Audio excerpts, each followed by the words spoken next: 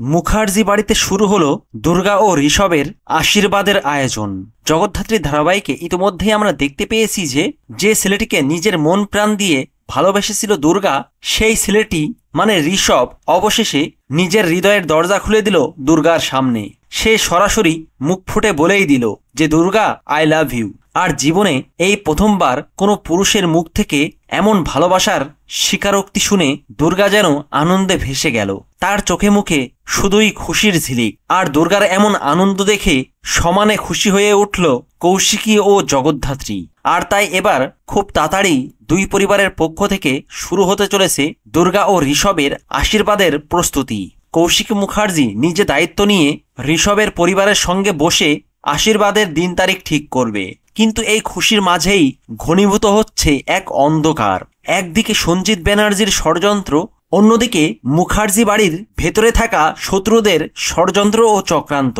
আর এদের সকলের উদ্দেশ্য একটাই, জগদ্ধাত্রী নয়তো দুর্গা, দুজনের মধ্যে একজনকে তারা যেভাবেই হোক সরিয়ে দেবে। যেহেতু দুর্গা হুবহু জগদ্ধাত্রীর মতোই দেখতে, তাই তাদের আসল পথের কাটা দুর্গা হয়তো নিজেই টার্গেট হয়ে যাবে। কিন্তু সমস্ত ষড়যন্ত্র ও চক্রান্ত বানচাল করে দেবে কৌশিকী, জগদ্ধাত্রী ও দুর্গা, এবং সমস্ত অন্ধকার সরিয়ে আবারও আলোর ঝলকানি দেখা দেবে। তাই আশীর্বাদের পরেই এঙ্গেজমেন্ট, গায়ে হলুদ, আর তারপরেই বিয়ের সেই শুভ মুহূর্ত ঘনিয়ে আসবে দুর্গা ও ঋষভের জীবনে। আর এই সবটাই আপনারা দেখতে পারবেন জগদ্ধাত্রী ধারাবাহিকের পরবর্তী এপিসোডে। ভিডিওটি ভালো লাগলে লাইক, শেয়ার ও সাবস্ক্রাইব করে সাথে থাকুন। ধন্যবাদ।